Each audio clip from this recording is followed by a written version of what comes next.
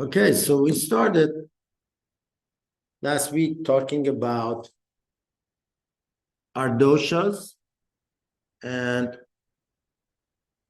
how everything in nature is built up of these um, elements as we are, and how we're also different from each other. And that makes us unique. Um, I hope you got a chance to think about it a little bit on your own, just to ponder and get an idea of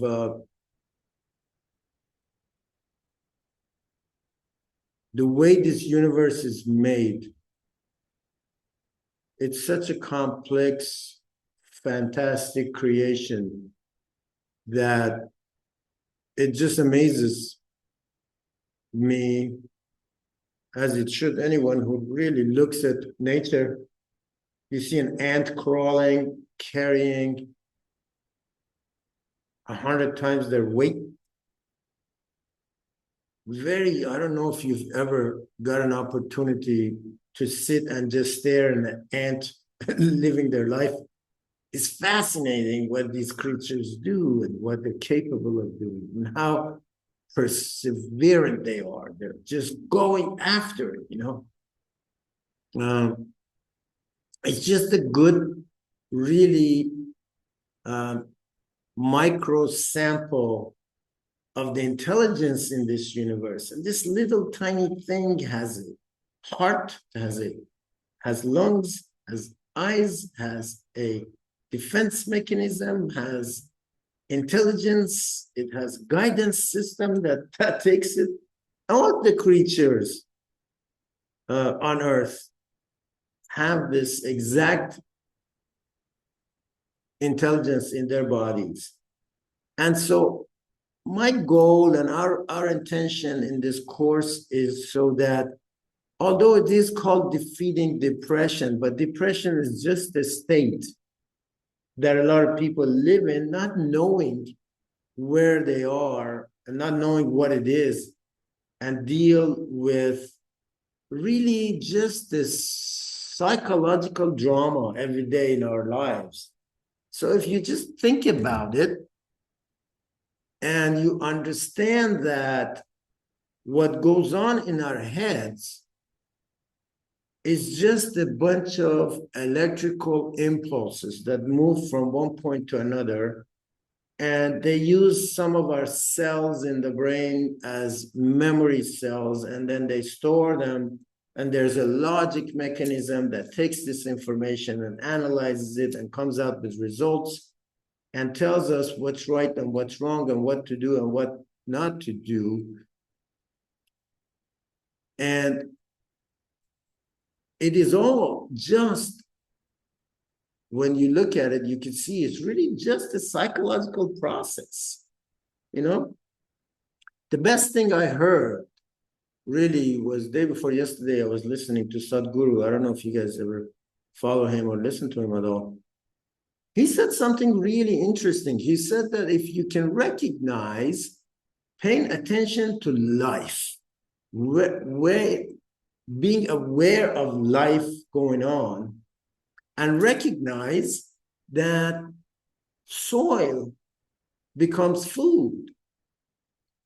And like we talked about last week, food becomes us, it becomes our bodies, and eventually we become soil, right? So it's a cycle in life that everything really just goes through. And so if you look at life in that point of view, it is very clear that all that we're living is in this mumbo jumbo of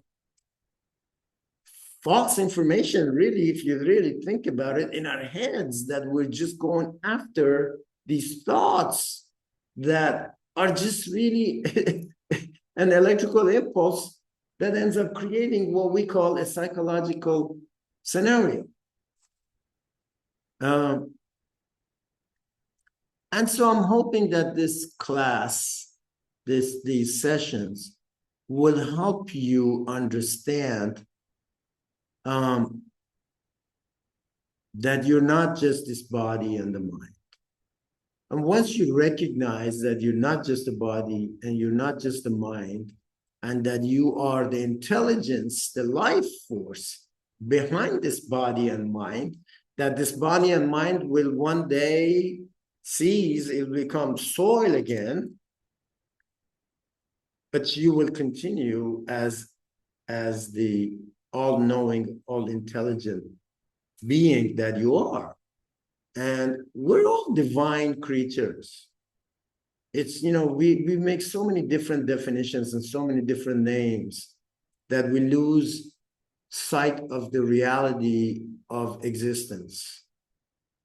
And so I'm hoping that this is going to be the teaching, that we really recognize who we are, because once you really recognize who you are, there is no depression, there is no anxiety, there is no sadness, there is everything just is, and all you're doing is you're doing what you got to do, what's in front of you, and you're observing this life happen, and it becomes a joyous environment, it becomes a joyous situation. So Ayurveda teachings is what this is all about. This second week is all about self-love and self-esteem. By the way, remind me, I put this last week's class recording on YouTube, and that I will also put this one on there. Just want to make sure that I am recording. You did tell me that I was, right? Yeah. Okay. So when we talk about the self, yeah, I'm pretty sure. No, I think we are. Let's see. Yeah. Yeah. Record. Okay. Oops. Go back. We talk about the self, right? So what is the definition of the self? We're going to take a minute, and I wish there were more people here because that would make it more exciting and interesting. But what is the self? What is the definition of the self for each person? And it's different, right? So we're going to take a moment right after this. We're going to pause for a second, and we're going to think about this for a second. Our self, when you say yourself, who you are, we usually use the religious beliefs that we have, what people told us at church or whatever religious groups that we're following.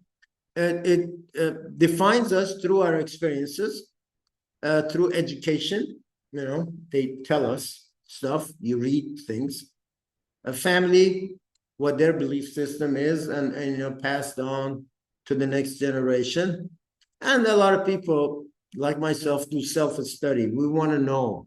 So we go out and we start searching, right? So this is the question that I have for you. And we're going to pause after this for a few minutes. And I want you to really think about it and then answer is, how would you answer this question? If somebody comes out from this planet from way outside the universe that we know of, and comes and says, well, who are you? Meets you in the desert somewhere with nobody else available and asks you who you are. And so what are you going to say? So I'm going to pause this for a moment, if I can. Okay.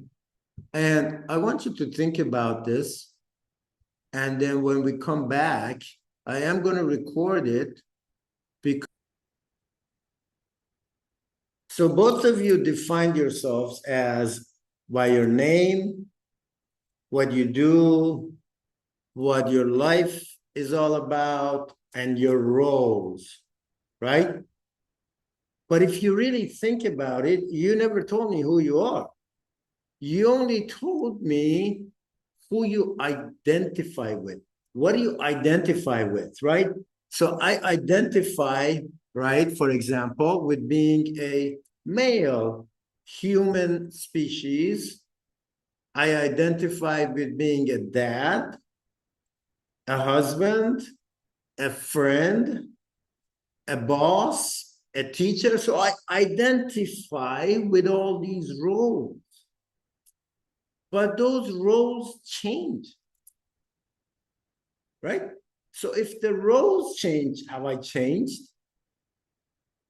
No, only my identification have changed. So you could be a kid in school and you're identified as a student. Then you become a teacher. So now you're identified as a teacher. Have you changed? You did not change. Your body didn't change. Maybe it did because you grew up a little bit, right? So the way you look, your appearance has changed. Your knowledge level has changed because now you are not a student anymore. You're a teacher, right? Your age has changed because time went through and you went with it. Where you live has changed. Your job title has changed, but you have just had change of identification, right? And this is the work of ego. What is ego? Is a part of our thoughts put together that uses our experiences and profiles everything and categorizes and classifies it and then makes us separate from everybody else based on those classifications. My name is Dr. So-and-so. And so I identify with being a doctor, and compared to somebody else who is not a doctor, the only difference is I studied a bunch of books and the other person didn't. Does that make me any different? Yeah, it gives me this knowledge, but then again, I have this knowledge that I don't know how to cook. I'm a doctor. I don't know how to cook. I don't know how to drive. I never learned, right? So all we're doing is we're talking about identification with things, situations, and experiences. Who you are, well, is very interesting because you're unique. Everything about you is special. Why is that? It's because your unique constitution, your dosha is different than anybody else's in the world. Your fingerprints is different than anybody else in the world, right? Your retina is different than everybody else in the world. You may have the same nose that your great-great-grandmother did, but there's something else different about you that makes you you. And that's why you're here. You're adding to the combination of all these other things that are present, and your presence was requested as you. This you is the you that never dies. You are the life behind all these roles because you were there at the moment of conception, right? When the sperm and the egg met, they couldn't have done anything if you didn't go in as a life source and started working. You're the engine behind this body and the mind. You're the life source behind this body and the mind. You're the electricity that is running this machine. You're the gas that is running this machine. The machine is there and it does its own things. But for you to identify with the machine is what we were taught to do, right? And we teach our kids the same stuff. You know, we had teachings that was given to us as not really accurate information, and now we're giving it to our kids and expecting them to follow the same thing, right? So Sadhguru says, I listen to him a lot. So I mean, so he says, please don't teach your kids anything. If the stuff would have worked for you already and you would be happy, you're miserable. Why are you trying to teach your kids the same stuff? Okay. So this is good to understand that, we talk about self-esteem, there's very good self-esteem. Self-esteem, if it's not false, because sometimes you just think that you're somebody, right? You're just imagining it. And then your ego allows you to go forward with that. But self-esteem is really self-confidence and self-love. What is self-confidence? It's knowing who you are. Because when you know who you are, self-love becomes much easier, because all you do is you just take care of the body and the mind. You're here to experience this experience that this life is bringing you, right? So then now the answer would be, if somebody asks you who you are, you say, I am life experiencing this physical experience that I'm in right now. It's really what it is. That's who you are. You're life. You're that ultimate divine energy that never dies. It continues going because energy does not dissipate. Remember, law of physics. You must love yourself before you can love others. I wanted to add that in there because it is so important for you to recognize that you're different than everybody else. You are unique. Even a pair of twins are different from each other, right? There is a vibration that emanates from your pineal gland, which is right in the middle. They call it the third eye, right? That vibration is unique only to you. Nobody else has it. When it's in a frequency match with somebody else, you call it love at first sight. You go, wow, I feel like I know that person. That frequency is matching. You don't see it, so we're told not to believe what we don't see, but now we have Wi-Fi and Bluetooth. We know that we don't see that. That's happening, right? So then why is it that we can believe that? Well, we can't believe that who we are is this divine energy.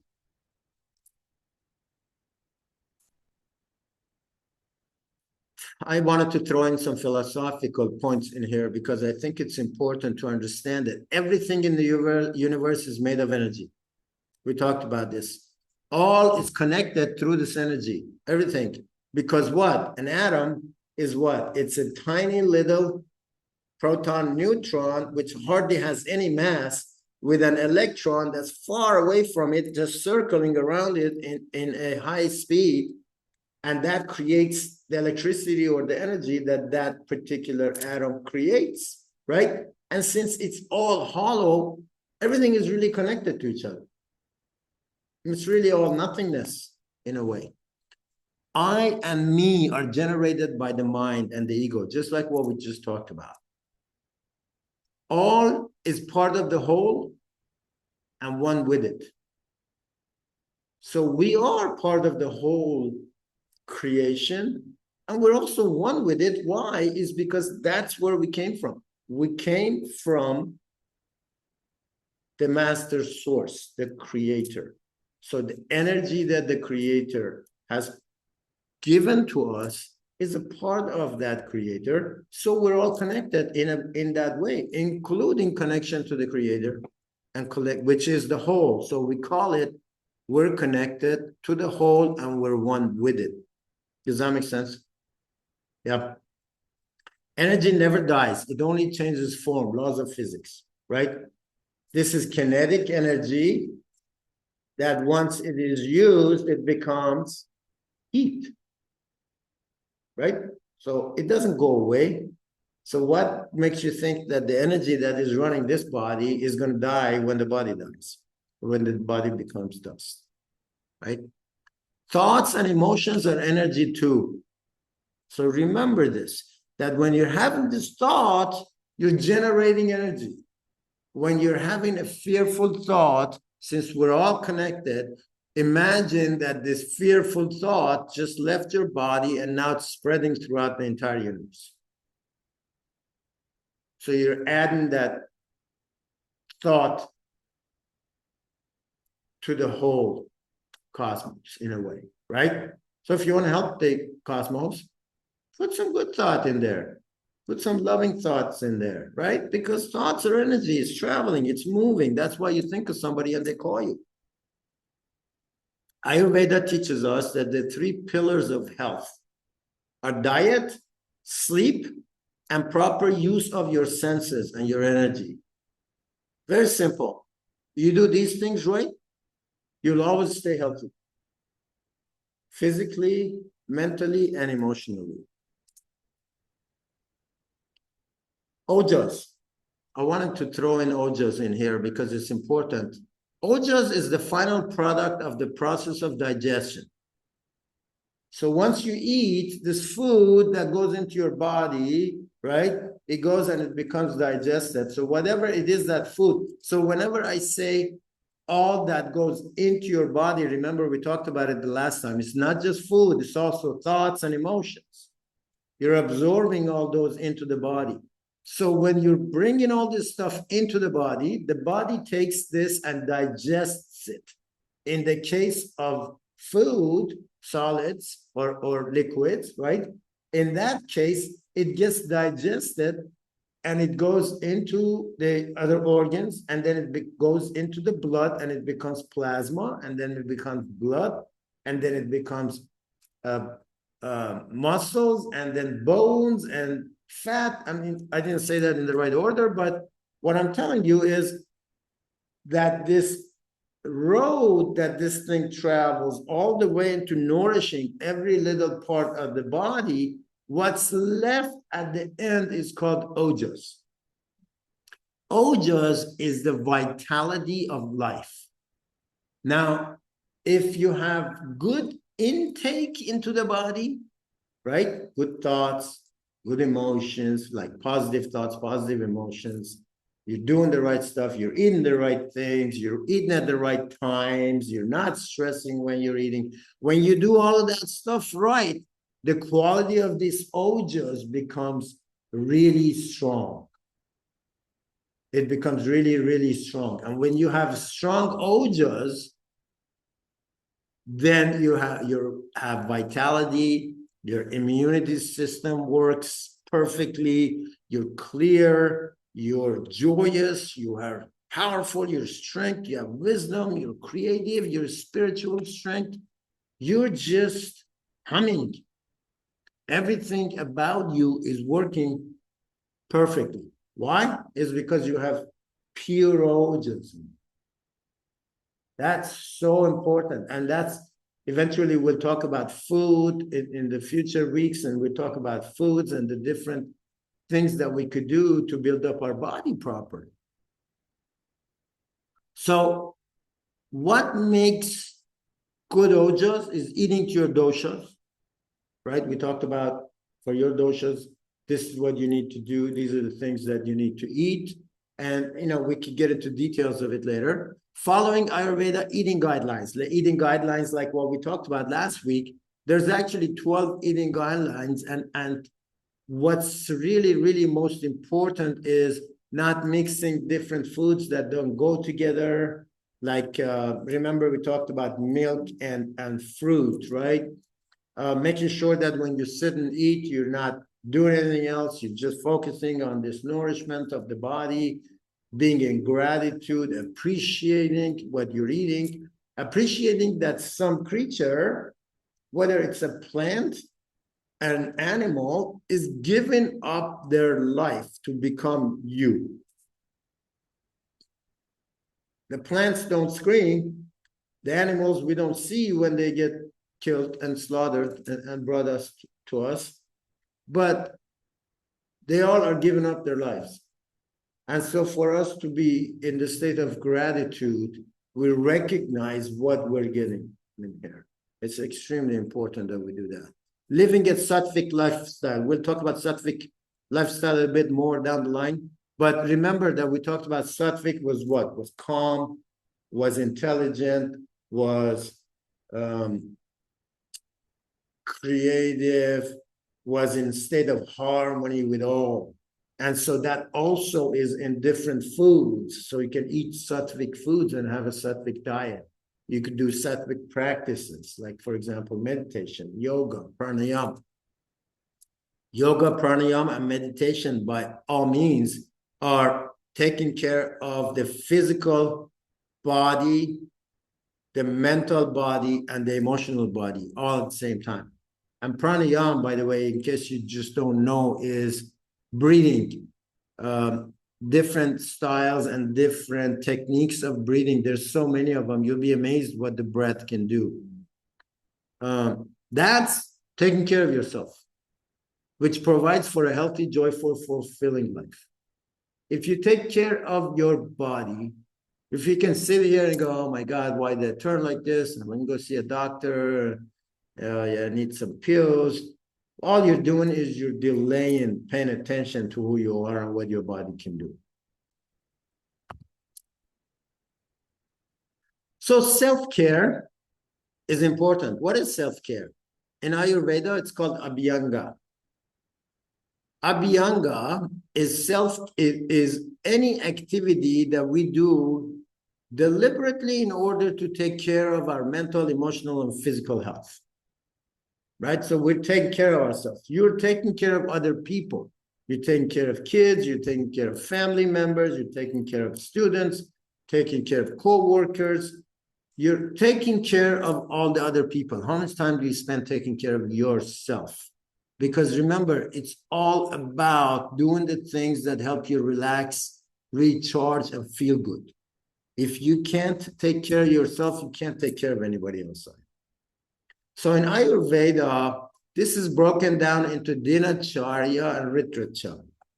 Dinacharya is the morning habits which bring you, as you can see, somebody's brushing their teeth in the background there. This morning habits are simply techniques or things that you do in order to get stress and anxiety relief when you do these things regularly, and it becomes a new part of your daily habits because we're all used to doing things in certain ways and it doesn't always work out. Improved mood and overall well-being. When you do these things, you will notice them, and it will take time. I'm telling you, the most important thing is you could go to a doctor and get a pill and have the headache go away. But there is something that caused that headache. If you want to get rid of that cause, the root cause of the problem, you have to work at it. That honestly is the only way and the best way that I could tell you. It may take some time because it takes the body. Remember, I told you, when you eat the food, it becomes, after it's digested, it becomes plasma and then blood, right? So the process from the moment it's done, you think that there's nothing in my belly, it's done. No, it isn't. It's still going. And in some cases, it takes up to 3 months for that to get to a certain point. And so you have to allow the body that time to nourish itself, revitalize itself. It includes boosted productivity. You will feel more productive. You'll feel more efficient. You'll be more creative. You go, wow, I'm so much clearer. I have more strengths in my relationships. You know, people are just reacting different to me.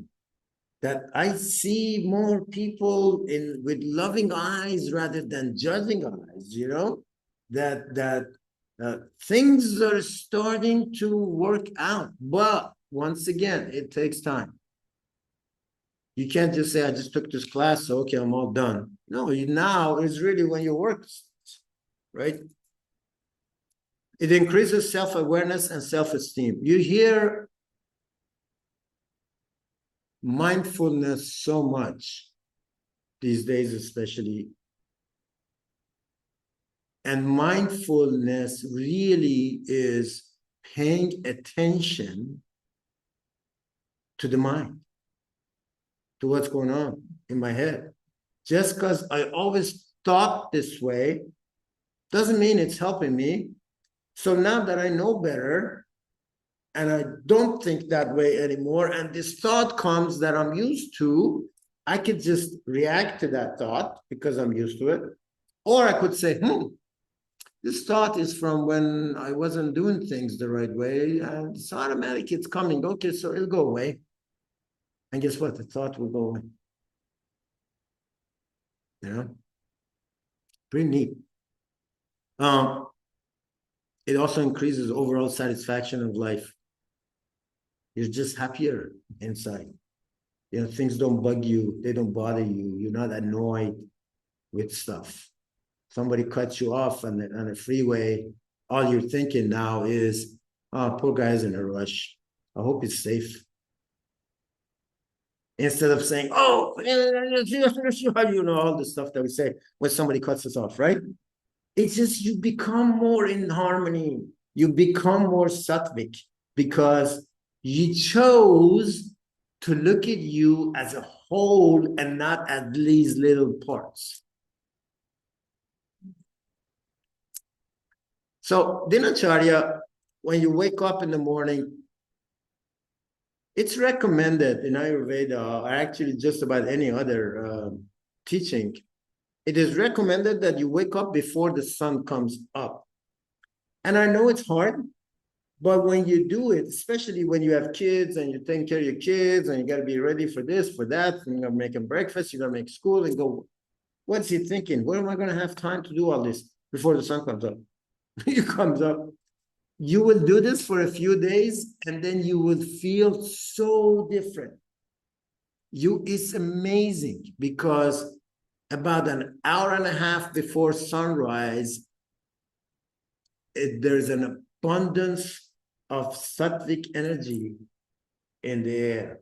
The oxygen is clean right when the birds start chirping. That's when you should be waking up. Now, Vata, Pitta, Kapha are different. It's like by half an hour though. Vata, they say that you should wake up with the sun. Pitta, you should be about half hour before the sun, and Kapha, an hour before the sun. Because Kapha is so heavy, so the less you give into it, the lighter you will become. And then it will come into balance. Once we can get our doshas in balance, then it's a lot easier to take care of things. Right after, when you wake up, you should have bowel movement. If you don't right away, you have to eat something or drink something before you have a bowel movement, you are clinically, by Ayurveda, constipated. Because this process of elimination is a part of the entire digestive system, right?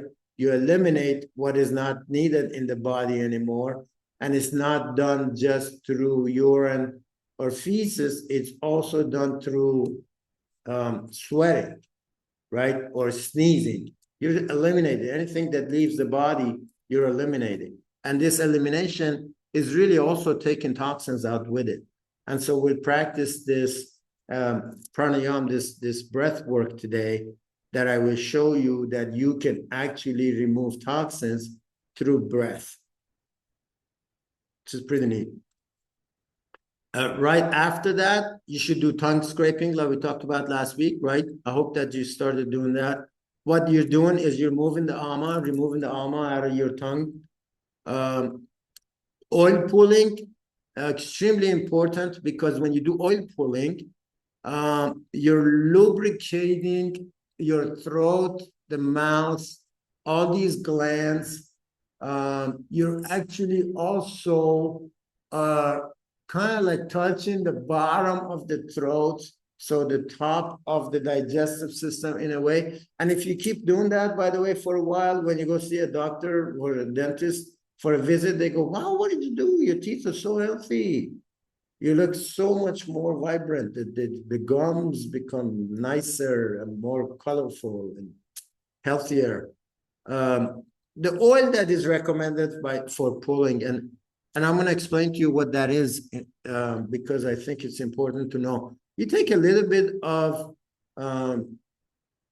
sesame oil, and you put it in your mouth and you kind of like switch around and hold it in your mouth for 5 to 10 minutes. If you can do it longer, then it's even greater.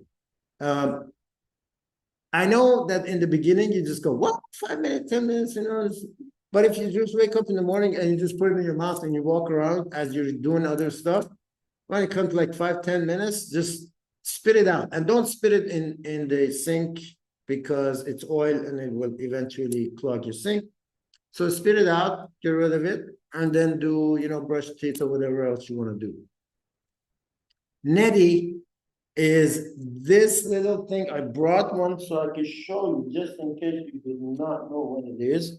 Neti is a process in that you actually do in the morning. Every morning it is recommended to do this, is you put warm water a little bit with salt, preferably water that is not like off the faucet. That's well, yeah, it's more distilled water if you can. So boil it first and then leave it overnight. And then in the morning, add a little bit of salt and put it in here. And what you do is let me show you, you hold your head up a little bit, kind of sideways, like this, and you push this in, the water goes in, it goes into the cavity and it comes out the other side. It cleans up all of this cavity right here.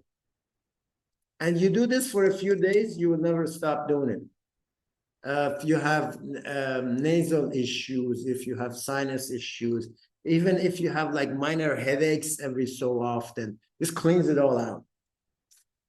Every morning, then 5 to 10 times on each nostril, depending on what you feel necessary. You will notice that after a few drops, so you do this once, and then you do this nostril, and you do this after a few times. Oh, by the way, hold your breath. Close your mouth while you're doing it, because otherwise it'll go into your throat. Close your mouth. I learned this in India. Because you close your mouth, and then this goes directly to the other side, and then it comes out the other nostril, and then the other one around it. Then you do the next one.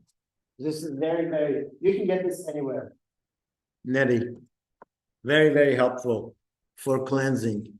Nausea is another one. It's a tiny little oil that is mixed with a bunch of different herbs, and it is done. You do a drop in each nostril, and it's very thick oil, really. It's a tiny little bottle. You put it in your nose, and the way I do it is I hold my nose up, because if you do it and you hold your head off too much, it goes in and it goes into your throat, and it's not very pleasant.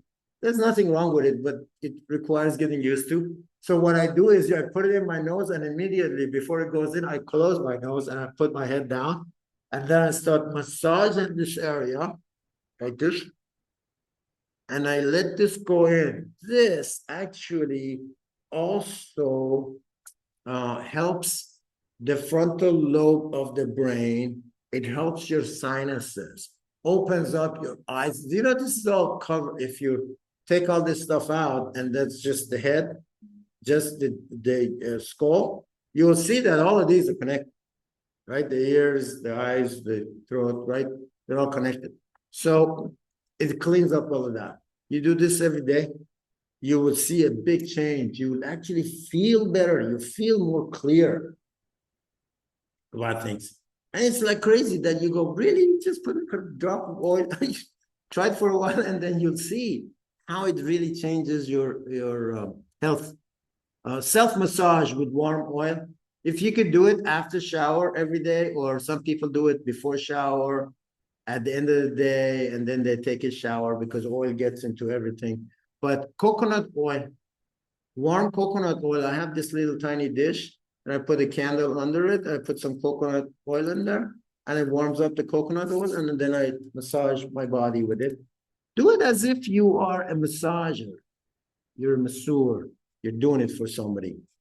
But do it for your own body. And try to massage everything towards the heart. Okay? So everything goes towards the heart, right? You can do this every day. It would be phenomenal. I'm telling you, if you do this stuff for a little while, you will see wow, the difference. And initially, when you look at it and go, who's got time for all of this? It really doesn't take that much time. You wake up about half an hour earlier, you're done with all of it. And what you're taking that time to do what? Self-care. Right? Yeah, right? So taking care of yourself, loving yourself, this is what's important. So I told you last time. Try practicing waking up in the morning, looking in the mirror and say, I love you. What you're loving is not the body. You're loving the loving source that has put you here. You're loving yourself. You put you here. Nobody else. Pranayama, breath work, meditation, yoga, and stretching. Extremely important. If you could do this every day, and I know they tell you that if you're ill, to give you an example, that you got to do 3 to 5 hours of pranayama, breath work every day, right? But in 3 months, you'll become cancer-free. Would you prefer that or chemotherapy, right? Or putting poison in your body, not knowing whether or not it's ever going to get fixed, having all these other side effects, when you can simply just sit there and breathe into health. Meditation, another one. This is taking time for yourself. If you don't have 25 minutes to meditate, that's fine. Do it for 3. Can you do 3 minutes? And how you do 3 minutes, you could meditate while you're washing dishes. How is bringing your attention to washing dishes? Don't let the mind go away. All meditation is quieting the mind, quieting the thought process, and not fighting it, because it comes and people get frustrated. They go, oh my God, I can't meditate. I've tried so many times. Well, that's not meditation. You tried to suppress something that's natural. It took billions of years to develop this brain, so why would you want to stop thinking? What you don't want to stop thinking, what you do want to do is having control over your thoughts. So the question you ask yourself is, do I have control over my thoughts, or do the thoughts have control over me? Meditation and pranayama will take care of that. Yoga will do it with body, because now you're focusing on stretching and movement. So you get away from the mind stuff. Does that make sense? Okay. Ratricharya are the evening habits before you go to bed. You got to go to bed really by no later than 10 p.m. If you can do it at 9, that's ideal. Early dinner, something very light that's easy to digest. If you didn't have dinner, that's okay too. You know, for different Vata, Pitta, Kapha, it's different because you feel different about food and hunger and all of that. Definitely take the screens off, especially if you have kids. Take them off an hour and a half to 2 hours before you go to bed. Why is that? Because your mind doesn't know the difference between reality and a movie. It doesn't know the difference. All it sees is what it sees. And so you imagine, remember we talked about this, I believe, last time as well, that by the time a kid in this country is 21 years old, is seen thousands of murders in their lifetime. Your brain does not know that you didn't see this stuff, because you did. It doesn't know that you didn't experience it yourself, but it does record the experience, right? So it's important that you shut off the screens about an hour and a half to 2 before, because the mind gets to settle. So what do you do instead? You read, you do journaling, you meditate, you practice your pranayama, your breath work a little bit. You do yoga nidra. Yoga nidra is a process of yoga, that's guided meditation right before you go to bed, that just calms the entire system and puts you to sleep at the end. Very important that you have your Ratricharyas as significant as it is your dailies, because the nighttime, right before you end the night, because when you sleep, your mind's still working. You didn't die. Your heart is working, your breath is working, your mind is working, right? So you don't want this to be thinking the wrong stuff. And you will see that once you do these Ratacharyas and Dinacharyas for a while and you start waking up earlier, you start paying attention to things that are just thoughts or just energies or just somebody's emotions, right? You will notice that your life changes. Things just start changing right in front of your eyes. You will feel smoother, you will feel happier, relaxed. You don't have issues as much with other people. Your relationships are working better. It just works. I mean, I don't know what else to say about it. And I always like to end with this to remind you to put your attention to this. Where you put your thoughts and attention is where your energy flows. Energy goes where your attention goes. And remind yourself that you only have X amount of energy in the day, right? You choose where you want to spend it. If somebody comes out and cuts you off on the freeway, or somebody starts yelling at you, or boss did this, or your kid did that, that anger and emotional outburst and all that stuff that comes towards you will not touch you if you don't want it. You only absorb it when I scream at you and you get upset. The upset is in you. I only used words which are nothing but vibration, of frequency vibration, right? All I did was use words in a different vibration. It hits your brain and your heart, and you go, who? He's yelling at me. Immediately goes and processes and go, well, I gotta yell back. I gotta get angry.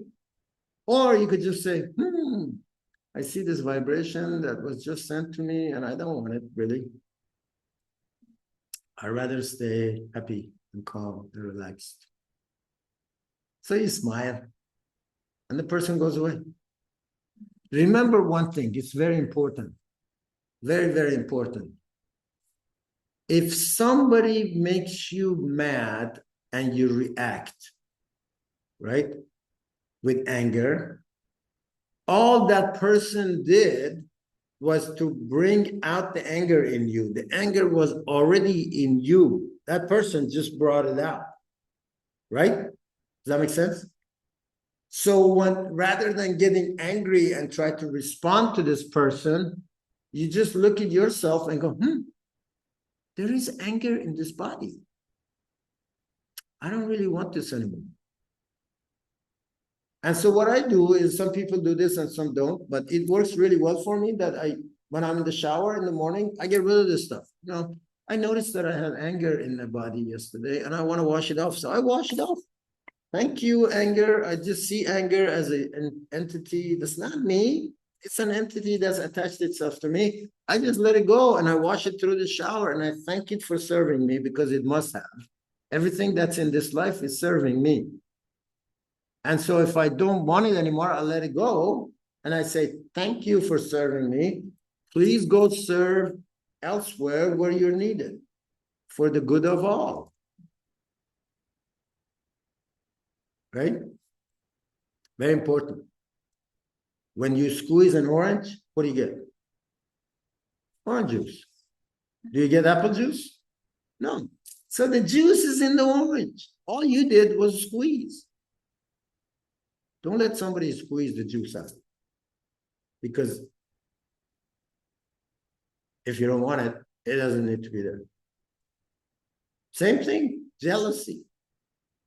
All the lower vibrations, all the frequencies of lower vibration, negativity, all of that is in you, and you brought it with you. Somehow it must have served you somewhere, but now that you're done with it, when you notice it, then that means that you're done with it, then let it go.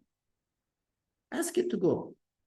It's just like anything else. It's just like a butterfly that sits on you and you want it to go. You just ask it to go. Same thing with anger. Same thing with jealousy. Same thing with negative thoughts. It's sitting on you. You don't want it. Let it go. Thanks for trying to serve me, but I've already learned my lessons. You can go now. And use that shower thing. It works. You can wash it off in the shower. Take care of yourself so you can take care of others. You don't take care of yourself and you get sick, who's going to take care of you? Take care of yourself physically, emotionally, and mentally, spiritually. Remember that when the body becomes soil, all that's left is the spirit. Take care of that spirit. Help it out. It's here. It's going to live forever. Whatever experiences you are giving to it is what it's going to take with it. So give it good experiences. Give it learning experiences, teaching experiences. You are who you are, and that is enough. Everything else is ego. This is so powerful. If you do this 3 times at night before you go to bed, right before you go to bed, and then 3 times in the morning when you first wake up, I am what I am, and that is enough. I am what I am, and that is enough. I am what I am, and that is enough. You may not notice it,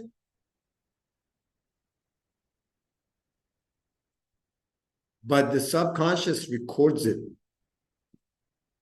And you keep saying it enough, you will notice one day that you don't say it, but then nothing bothers you anymore because you feel good. You feel like that's self-esteem. I feel good the way I am. I don't need, I know I could use a better car. I could use a nicer house, or I use more friends. I could use more money, but I'm good. It doesn't matter with or without it because that's just stuff I want. And then all of a sudden it comes to you. That's fascinating. I can just never get enough of this stuff, I tell you. You are independent of the opinion of others. Okay, so that's what you think. Good for you. Yeah, you think that I'm this, or you think that I'm that, but that's just vibration. And now you're just projecting his own or her own issues on me. And I don't want it, so thank you. Have a nice day. See you later. If I don't feel good about hanging out with you anymore, I'm not going to come. I don't care if we've known each other for 35 years. We're done. And it's not out of being malicious or mean or rude. It's just we're done. That vibration is not there anymore. That frequency is not there anymore. It doesn't match. And so I can see that you've taught me some stuff and I've taught you some stuff and we moved on. Your kids are here to teach you things. Believe it or not, it's not the other way around. Yeah, they're here to teach you stuff. You can learn it or you can get mad at it and try to change them. They're here to help you. If you start looking at things, all the people that bother you the most are your most valuable teachers. They're the ones that they need to help. They're here to help you. So thank them. Thank the person that's yelling at you. You don't have to do it out loud because then he'll do it again. You do it in your heart and you go, well, he's here to teach me something. I wonder what it is. Thank you for doing that. And if you can just get away from the body and look at it like I told you last time from up here, from the third view, right? From the angle of way outside, and you see the body happening and living this life, right? Then you will also see the other person like that, and you go, wow, this person really is sacrificing being so mean to me to teach me something, to help me with something. So thank you for doing that. They will flip. If you even thank them in person, they will just go nuts. Why are you thanking me? Because then you open up something also in them. You're helping an entire universe by being here. Remember that. Allowing the experiences to drive us rather than us driving the experiences is the difference. Right? Allowing the experiences to drive us or us driving the experiences. I choose to experience walking in the rain. When I choose to experience walking in the rain, when I walk in the rain, then I'm enjoying that experience. I'm like, wow, this is great. I love walking in the rain, right? Or somebody else would just say, oh my God, this is raining. I can't just, it's cold. Don't go out there. Okay. Because the experience of cold and rain in that person's brain or that person's memory is different, right? So am I going to let that experience drive mine? No. I choose that I like walking in the rain. Oh, you catch a cold? Okay, I'll wear something. I warm up when I get back in. You're independent of good opinion of others. I forgot the word good. I don't care what you think about me. I do care, but I'll think about it. Thank you. You know, it's like, it's your opinion. And your opinion is based on your teachings, your life, your where you come from, who your parents were, all of that. And you know, so great. Keep your opinion. Thank you. Thanks for sharing.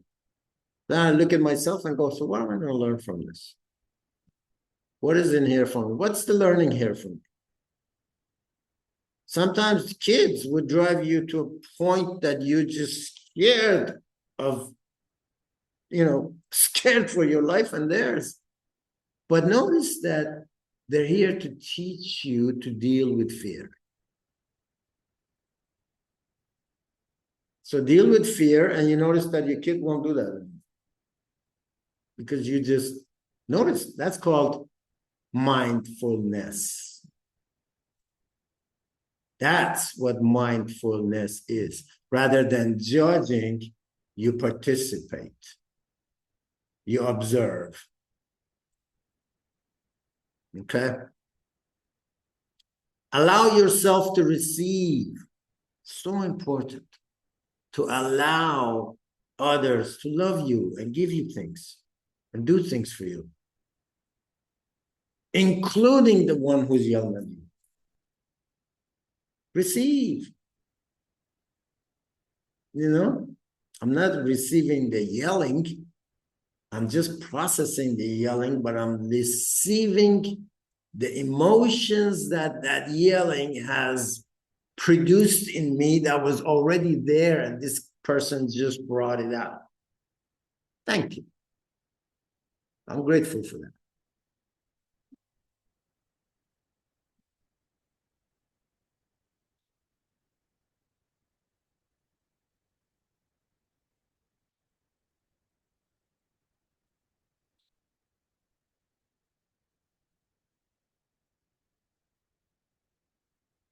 Yeah.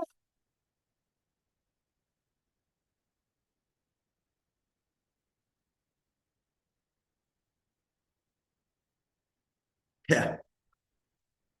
Yeah. Because it's your daughter. Now, if you do that with a stranger,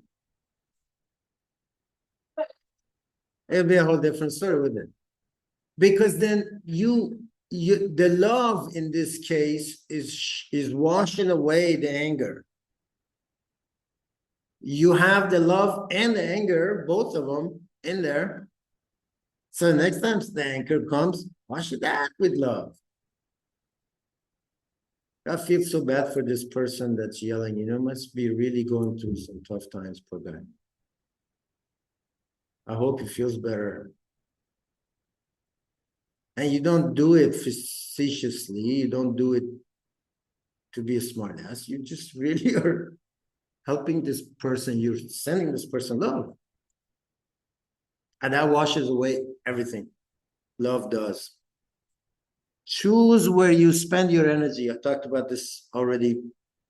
Choose where you spend your energy. Okay? I only have this much energy, and thank you very much. I choose to spend it on going to the woods and hugging trees. I choose to spend it on sleeping. Whatever. Choose where you spend your energy. Don't just give it away just because anybody comes and tries to take it from you. Because they do. Why? Is because they don't know. Nobody's at fault. You know, one of the best teachings ever on this planet, with all the sages that have come and gone, is the teaching that Jesus shared, was that forgive them, Lord, for they do not know who they are. They don't know who they are. They think they're this flesh and body, this guy with the money, the guy with the cows, the guy with this, the guy with that, right? They don't know who they are.